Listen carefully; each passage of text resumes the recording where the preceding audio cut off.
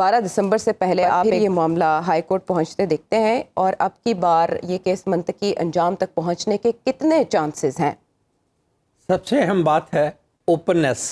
Proceeding should be open to public view. لیکن 352 section جو govern کرتا ہے کہ ٹرائل شوڈ بی اوپن اور پروسیڈ بی اوپن، وہ صرف اس حد تک کرتا ہے کہ اتنے لوگوں کو آنے کی اجازت ہوگی جتنی کمرہ عدالت میں گنجائش ہوگی. اچھا، لیکن یہاں چونکہ ریسٹرکٹیڈ انٹری ہے، پریزن پریمیسز میں ٹرائل ہو رہا ہے، ہائی کورٹ نے یہی کہا تھا کہ انہیں اوپن ٹرائل دیا جائے. اور جو ایک فیمس کیس ہے میراج محمد خان صاحب کا، پرانے پولیٹیکل لیڈر تھے، اس میں کوٹیشن کا حوالہ دیا گیا تھا کہ proceedings without publicity is injustice, کہ ناانصافی ہوگی اگر کسی جوڈیشل پروسیڈنگز کو معقول پبلسٹی نہ ملے. اچھا، تو اگر جرنلسٹ بھی گورنمنٹ نے ہی سلیکٹ کرنے ہے کہ کس کو انٹری دینی ہے، جیل انتظامیہ نے کچھ اور جیل انتظامیہ نے، وہی گورنمنٹ ہی ہے جیل انتظامیہ بھی، اور وزٹر بھی انہوں نے ہی سلیکٹ کرنے ہیں، تو اوپننیس تو ختم ہوگی. اوپننیس یہ ہے کہ آپ تھوڑا سا فیسیلیٹیٹ کریں تاکہ عام آدمی یا جرنلسٹ آ سکیں جو انٹرسٹڈ ہوں. اس کے کئی راستے ہیں کہ وہ ان کی تنظیم سے کہتے جو جرنلسٹ کی ہے یا جو کورٹس کو کور کرتی ہے، ان کی ایک علیحدہ باڈی ہے کورٹ جرنلسٹ کی، کہ وہ اپنے 6 10 8 4 نمائندوں کو مقرر کر دیتے اور باقی فیملیز کو ایکسیس مل جاتی، تاکہ پروسیڈنگز میں اوپننیس آتی. فیئر ٹرائل کا تقاضا پورا نہیں ہو سکتا جب تک اوپننیس آپ انٹروڈیوس نہ کروائیں اور پریکٹیکلی اسے ممکن نہ بنائیں. چلیں، آپ کہہ رہے ہیں فیئر ٹرائل کے تقاضے پورے نہیں ہوئے آپ کے مطابق. آپ بتائیں کہ کیا یہ ہائی کورٹ میں چیلنج ہو سکتا ہے پاکستان تحریک انصاف اگر ایک بار پھر جائے ہائی کورٹ؟ تو کیا تحریک انصاف کے پاس تو اور کوئی چارہ نہیں ہے. ان کا جو اسٹریٹجی ابھی تک نظر آ رہی ہے کہ وہ ہر مرحلے پر پروسیڈنگز کو چیلنج کرنا چاہتے ہیں. ایسا ہر ڈیفنس ٹیم جو ہے لائرز کی، وہ اسٹریٹجائز کرتی ہے چیزوں کو. بعض اوقات یہ اسٹریٹجی ہوتی ہے کہ جو ایرر ہے وہ رہنے دی جائے اور اپیل میں کام آئے گی. بعض اوقات یہ اسٹریٹجی ہوتی ہے کہ ہر ایرر کو ریوینل جورسڈکشن میں یا کسی بھی اپیٹ جورسڈکشن میں چیلنج کر دیا جائے تاکہ ٹائم کنزیوم ہوتا جائے. پی ٹی آئی کی غالباً اسٹریٹجی یہی ہے کہ ٹائم کنزیوم کیا جائے اور کیس کو ابھی اس ماحول میں کم از کم انتخابات سے قبل کسی منطقی انجام تک نہ پہنچنے دیا جائے. چونکہ ایک طرف سے جس حیث کا مظاہرہ ہو رہا ہے، دوسری طرف سے وہی پھر اوائیڈنس ہے، اپریہنشنز ہیں. ہمارے ملک میں جو ہوتا ہے، ایک گورنمنٹ ہوتی ہے تو سزاؤں کے لیے وہی ادارہ شور مچا رہا ہوتا ہے، دوسری گورنمنٹ آتی ہے تو وہی ملزم ہوتا ہے، وہی عدالت ہوتی ہے، کہتے ہیں ہمارے پاس ایویڈنس نہیں ہے. ایک مفروض شخص پارٹی کا صوبائی صدر یاسمین راشد صاحبہ بلا مقابلہ منتخب ہو جاتی ہیں جیل سے، شاہ محمود قریشی صاحب منتخب ہو جاتے ہیں، تو یہ چیئرمین شپ بھی آرام سے نہیں دی جا سکتی پرویز الہی صاحب کو یا شاہ محمود قریشی صاحب کو؟ نہیں، یہ تو پارٹی کا ڈیسیژن ہے نا. جو باقی ویورز ہیں یا آن لوکرز ہیں یا سچویشنز ہیں، یہ انہوں نے ڈٹرمن نہیں کرنا.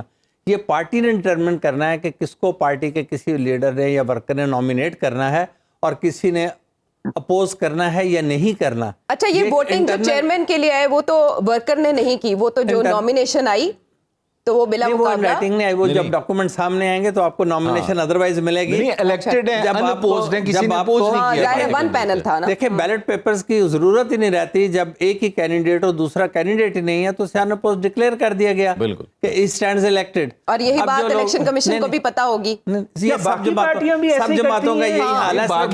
باقی پارٹیوں میں تو فیملیز ہیں نا. میں بتا دوں، یہاں تو پھر بھی پہلی بار ہوا ہے کہ کسی جماعتی سربراہ کی زندگی میں ایک ایسا شخص منتخب کیا گیا ہے جس کا تعلق نہ برادری سے ہے، نہ اس کے صوبہ سے ہے، نہ اس سے ریلیٹڈ ہے.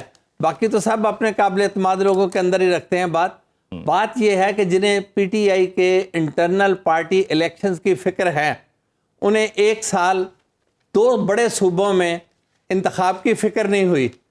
نئے انتخابات آ رہے ہیں، آپ اس جماعتی انتخابات کو چھوڑیں. پرویز خٹک صاحب، اکبر احمد صاحب اپنے نئے انتخابات کی تیاری کریں. اگر پرویز خٹک صاحب اتنے ہی پاپولر ہیں تو الیکٹ ہو جائیں گے. اگر ان پاپولر ہیں تو قوم انہیں دیکھ لے گی کہ کتنے پاپولر ہیں. کا اجلاس کتنا اہم ہوتا ہے فور پارٹی الیکشنز؟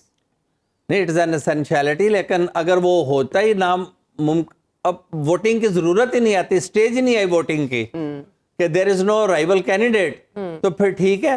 اور یہ چیزیں ابھی ہمارے دیکھنے کی نہیں ہیں. Documents shall be presented before Election Commission of Pakistan, تب یہ پبلک ڈاکومنٹس بن جائیں گے. کوئی بھی آدمی وہاں سے سرٹیفائڈ کاپی لے کے پھر بات کرے نا. ابھی تو اپنے گھر بیٹھے ہر آدمی اپنا ایک پوائنٹ آف ویو لے کے بیٹھا ہے. تو میں دوبارہ ان سب سیاستدانوں سے کہتا ہوں کہ آپ اس جماعت کے انتخابات کی فکر نہ کریں, آپ قومی انتخابات کی فکر کریں اور قومی انتخابات میں اپنی قسمت آزمائیں, لوگوں کے پاس جائیں. لوگ آپ کو ووٹ دیتے ہیں, ٹھیک ہے, نہیں ووٹ دیتے تو صبر کریں. اب لوگ ووٹ آپ کو نہیں دے رہے, آپ کو دوسری جماعت کے انتخابات کی پڑی ہوئی ہے. اب پی ٹی آئی میں انتخابات جیسے ہوئے ہیں ویسے ہی انتخابات دوسری جماعتوں میں ہوئے. کوئی بھی بتا دیں کس کا مقابلہ ہوا ہے؟ کیا پی ایم ایل این میں کوئی رائیول کینڈیڈیٹ تھا؟ کیا دوسری جماعتوں میں کوئی رائیول کینڈیڈیٹ تھا؟ وہاں تو ایک وراثتی نظام ہے. کیا بلاول صاحب الیکشن سے الیکٹ ہوئے ہیں؟ زرداری صاحب الیکشن سے الیکٹ ہوئے ہیں؟ جس ملک میں لوگ وصیت پہ الیکٹ ہو جائیں وہاں پہ الیکشن کی بات کرتے ہیں. سیز فائر کروا لیں گے نواز شریف صاحب یا اور بھی ابھی دراڑیں پڑیں گی؟ اگر میاں صاحب چاہیں گے تو یہ ایبریج ہو جائے گا معاملہ, چونکہ اس وقت احسن اقبال صاحب کی پوزیشن بہت ساؤنڈ ہے اور دانیال عزیز صاحب چونکہ خود یہ خاندانی طور پر کانسٹیٹوینسی پالیٹکس کے بہت ایکسپرٹ ہیں. ان کے والد صاحب بھی کانسٹیٹوینسی پالیٹکس میں ہمیشہ کامیاب شخص قرار پائے تھے اور یہ پنجاب کے چند ان گھرانوں میں سے ہیں جو کانسٹیٹوینسی پالیٹکس کے ماہر کہلاتے ہیں.